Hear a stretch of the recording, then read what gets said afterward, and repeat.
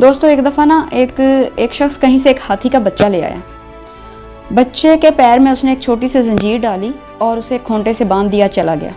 اس کے جاتے ہی کیا ہوا, بچے نے کوشش کی, زور لگانا شروع کیا کہ زنجیر ٹوٹے اور میں آزاد ہو جاؤں.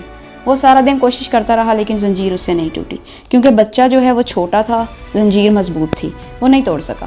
اگلے دن پھر جب اس کا مالک چلا گیا, بچہ کوشش کرتا رہا کہ میں زنجیر توڑ دوں, وہ نہیں توڑ سکا. وہ روز ایسا کرتا لیکن وہ زنجیر کو نہیں توڑ سکا کیونکہ زنجیر زیادہ مضبوط.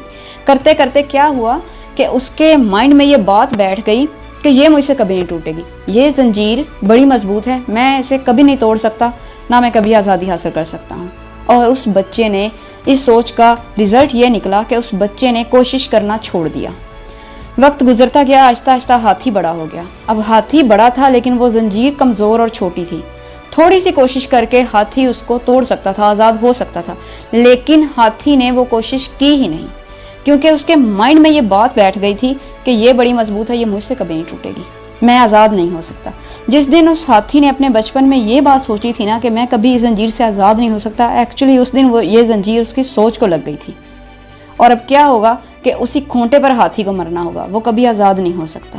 سٹوری کا پوائنٹ یہ ہے کہ کہیں ہمارے دل بھی ایسے ہی کسی نفس کی زنجیر سے تو نہیں بندھے ہوئے. ایک وقت تھا کہ ہم چھوٹے تھے, ہم جو ہے وہ شیطان ہمیں بھٹکاتا تھا, بہلاتا تھا, ہم بھٹک جاتے تھے, ہم اس کا جو ہے وے آف اٹیک نہیں سمجھ پاتے تھے. تو ہمارا حال بالکل ہاتھی کے اس بچے جیسا تھا. لیکن آج ہم میچور ہیں, آج ہم بڑے ہو گئے ہیں, آج ہم میچور ہیں, ہم اس کا وے آف اٹیک اچھی طرح سمجھتے ہیں, لیکن اس کے باوجود ہم اس زنجیر کو نہیں توڑتے. کیوں ہم ایسا کیوں کرتے ہیں؟ ہم